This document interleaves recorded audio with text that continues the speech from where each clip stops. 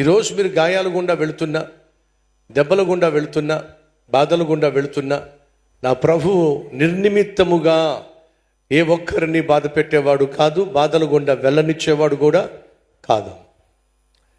నీ జీవితాన్ని తన స్వరూపములోనికి మార్చటానికి, నీ జీవితాన్ని అనేక మందికి ఆశీర్వాదంగా మార్చటానికి దేవుడు నిన్ను కష్టాల గుండా వెళ్ళనిస్తాడు. ఒకరోజు ఒక సేవకుడు నా దగ్గరకు వచ్చాడు. మాట్లాడుతున్న సమయంలో ఆ సేవకుడిని చూసి అన్నాను, తినడానికి స్నాక్స్ ఏమైనా పెడతాను, తింటారా అని అడిగాను. అలాగేనండి అని చెప్పి అన్నాడు. ఫ్రిడ్జ్లో ఏమేమి ఉన్నాయో అవన్నీ ప్లేట్ నిండా పట్టుకుని తీసుకొచ్చి ఇచ్చా. ప్లేట్ నిండా ఫ్రిడ్జ్లో ఎన్ని రకాలు ఉన్నాయో అన్ని రకాలు ఆహారాన్ని తీసుకొచ్చి ప్లేట్ నిండుగా తీసుకొచ్చి ఇచ్చా. అడిగిందేమో స్నాక్స్, తీసుకొచ్చిందేమో ప్లేట్ నిండా ఆహారం. అతను మాట్లాడుతూనే ఒక 10 నిమిషాల్లో 5-10 నిమిషాలు ప్లేట్ మొత్తం ఖాళీ చేసేసాడు. ఖాళీ చేసిన తర్వాత ఒక మాట అన్నాడు, నేను ఆకలితో ఉన్నానని మీకు ఎలా తెలిసింది అని అన్నాడు. అప్పుడు చెప్పా, ఒకప్పుడు ఆ ఆకలి గుండా నేను వెళ్ళాను కాబట్టే నేను గ్రహించగలిగాను అని చెప్పడం జరిగింది. ఆకలి గుండా నేను వెళ్ళాను కాబట్టే ఎదుటివాడిని ఆకలిని అర్థం చేసుకున్నాను. ఎందుకని దేవుడు మన జీవితంలో కొన్ని కష్టాల గుండా వెళ్ళనిస్తాడు, కొన్ని శ్రమల గుండా వెళ్ళనిస్తాడు. ఆ కష్టాల గుండా, శ్రమల గుండా నువ్వు వెళ్ళాల్సిన అవసరం లేదు. కానీ ఎందుకు అనుమతిస్తాడు దేవుడు అని అంటే, దాని ద్వారా నువ్వు అనేకులకు ఆశీర్వాదంగా మార్చావని. కాబట్టి సహోదరి సహోదరులు, ఈరోజు ఏ కష్టం గుండా నువ్వు వెళుతున్నా దాన్ని నువ్వు కష్టంగా భావించు, మాకు ఇష్టంగా స్వీకరించు. 2, నువ్వు పొందుకుంటున్న కష్టానికి, పొందుకుంటున్న శ్రమకు 2 కారణాలు. 1, దేవుడు నీ ఆధ్యాత్మిక జీవితాన్ని మరింత పదిలపరచటానికి, ఫలభరితం చేయడానికి, పనికొచ్చే పాత్రగా నిన్ను వాడుకోవడానికి దేవుడు నీ జీవితంలో కొన్ని కష్టాలు అనుమతిస్తాడు. యోబు జీవితంలో చాలా కష్టాలు వచ్చినాయి. నిర్నిమిత్తంగా తాను కష్టాలు పాలయ్యాడు. నిర్నిమిత్తంగా తను సమస్తము కోల్పోయాడు. నిర్నిమిత్తంగా తన ఆరోగ్యాన్ని పోగొట్టుకున్నాడు. నిర్నిమిత్తంగా తన బిడ్డలను పోగొట్టుకున్నాడు. ఎందుకు ఇలా జరుగుతుందో యోబుకి ఏమాత్రం అర్థం కాలేదు. కానీ మనందరికీ తెలుసు, అది యోబు పరీక్ష గుండా వెళ్ళాడని. దేవుడు యోబును పరీక్షించాడు కాబట్టి ఆ పరీక్షలో యోబు పాస్ అవ్వాలి అని దేవుడు ఆశించాడు. యోబు పాస్ అయ్యాడు. కాబట్టి ఈరోజు మన అందరికీ కూడా యోబు గొప్ప ఆదర్శమయ్యాడు, ఆశీర్వాదకరంగా మారాడు.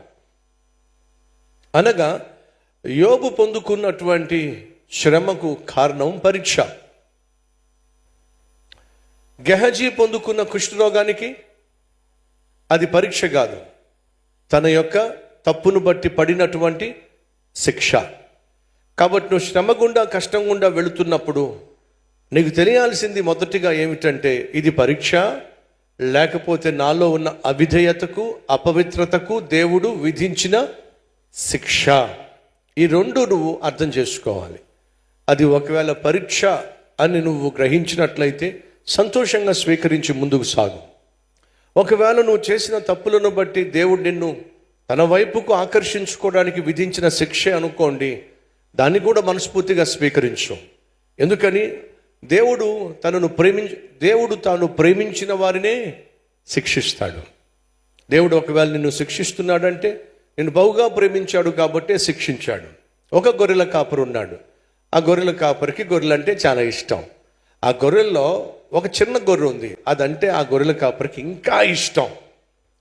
ఇంకా ఇష్టం కాబట్టి ఆ గొర్రె పిల్ల ఏం చేసింది, నేనంటే గొర్రెల కాపరికి చాలా ఇష్టం కాబట్టి నన్ను కొట్టడులే అని చెప్పేసి అన్ని గొర్రెలు ఒకవైపుకి వెళ్ళి మేస్తూ ఉంటే ఇది మాత్రం ఒంటరిగా వేరే దిక్కుకి వెళ్ళి ఎక్కడోకి వెళ్ళి దూరంగా వెళ్ళి మేస్తూ ఉండేది. ఈ విధంగా అన్నిటికీ భిన్నంగా వ్యవహరిస్తూ మిగతా గొర్రెలకు ఉన్నటువంటి క్రమశిక్షణను పాడు చేస్తూ ఉండేది. ఒకరోజు దీన్ని గమనించినటువంటి గొర్రెల కాపరి దాని సంగతి చూడాలనుకున్నాడు. మరుసటి రోజు కొంతమంది ఆ దారిని వెళ్తున్నప్పుడు తను బహుగా ప్రేమించిన గొర్రె పిల్లను చూసారా, ఆ గొర్రె పిల్ల కాలు విరిగి గొర్రెల కాపరి పక్కనే కూర్చొని దిక్కులు చూస్తూ ఉంది. ఇలాగా కాలు విరిగి ఉంది. దారిని పోతున్న వాళ్ళు చూసినప్పుడు వాళ్ళకి తెలుసు ఈ గొర్రెల కాపరికి ఆ గొర్రె అంటే చాలా ఇష్టం అని చెప్పి అదేమో ఇప్పుడు కాలు విరిగి పక్కనే కూర్చుంది, ముక్కుతూ మునుగుతూ కూర్చుంది. వెళుతూ వెళుతూ వాళ్ళు అడిగారు, అదేమిటి, ఈగ కూడా దాని మీద వాళ్ళనివ్వవు కదా, అంతగా ఆ గొర్రె పిల్లను ప్రేమిస్తావు కదా, మరి దాని కాలు విరిగిపోతే నువ్వు చూస్తే ఎలా ఉన్నావు అని అంటే, ఆ గొర్రెల కాపరి అంటున్నాడు, కాలు విరగల. అరే విరిగింది కదా, రక్తం కూడా గారుతుంది కదా, నేనే విరగొట్టా. ఏం చేశాడట? నేనే విరగొట్టా. నువ్వు విరగొట్టడం ఏమిటి? అది నా ప్రేమను ఆసరాగా తీసుకుంటుంది, లోకుగా తీసుకుంటుంది. నేను ప్రేమిస్తున్నాను కదా, ఏమీ చెయ్యను అనుకుంటుంది. ఒకవేళ నా ప్రేమను అలాగే కొనసాగించినట్లయితే ఎందుకు పనికి రాకుండా పోతుంది.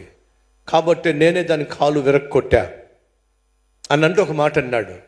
మిగతా 99 గొర్రెలు ఇక మీద దారి తప్పుతాయేమో కానీ ఇక ఇది మాత్రం పిచ్చి వేషాలు వెయ్యదు. ఎందుకని? కాలు విరగొట్టాను కాబట్టి. సహోదరి సహోదరులు, ఒకవేళ దేవుడు నిన్ను శిక్షిస్తున్నాడు అంటే, శిక్షించాడు అని అంటే దిగులు పడకండి. నిన్ను బహుగా ప్రేమించాడు కాబట్టి నువ్వు తప్పిపోకూడదని, నువ్వు నరకానికి పోకూడదని, ఆయనకు శాశ్వతంగా దూరం కాకూడదని ఆయన మనల్ని శిక్షిస్తాడు. ఆర్థిక ఇబ్బందుల ద్వారా శిక్షిస్తాడు, అనారోగ్యం ద్వారా శిక్షిస్తాడు, అనేక ఆపదల ద్వారా, అనేక అవమానాల ద్వారా దేవుడు మనల్ని శిక్షించి తన వైపుకు ఆకర్షించుకుంటాడు. ఇది దేవుని యొక్క విధానం. కాబట్టి లోయ ద్వారము దేనికి సాదృశ్యం అంటే, శ్రమలకు, కష్టాలకు, ఇరుకు ఇబ్బందులకు, వ్యాధి బాధలకు సాదృశ్యం. ఇవన్నీ కూడా మన జీవితంలో అవసరం, కొన్ని సందర్భాల్లో అత్యవసరం.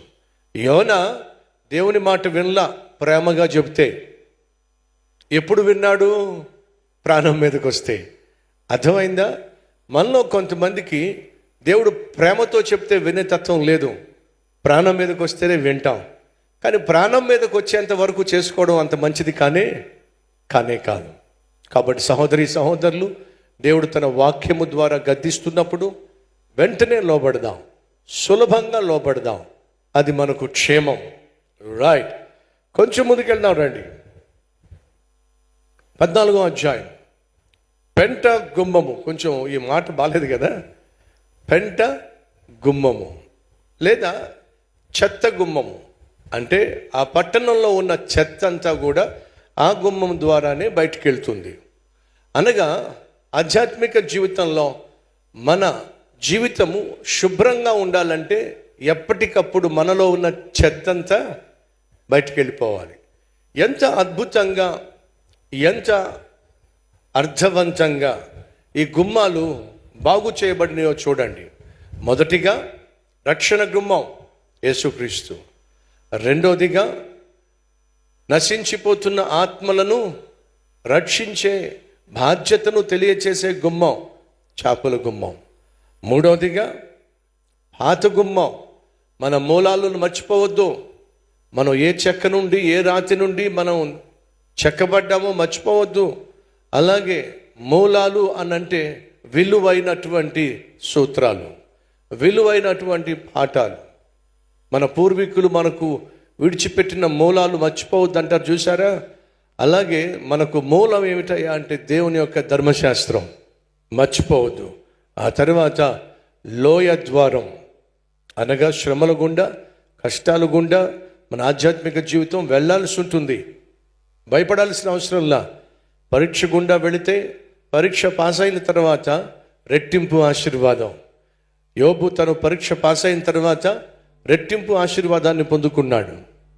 ఒకవేళ దేవుడు మనల్ని శిక్షిస్తున్నట్లయితే మనం చేసిన తప్పును బట్టి భూమి మీదే శిక్షించబడ్డం మంచిది. క్రైస్తవ సంఘమా విను, మనకు నరకము అనేది లేనే లేదు. మీలో ఎవరైనా నరకానికి వెళ్ళాలనుకుంటున్నారా? నా పేరు నరకంలో ఉందనే భావన మీకుందా? అంటే అర్థం ఏమిటి? నేను నరకానికి వెళ్ళను బ్రదర్, క్షమించండి, నేను నరకానికి వెళతాను బ్రదర్, అదే నా స్థానం బ్రదర్ అనుకుంటున్నారా?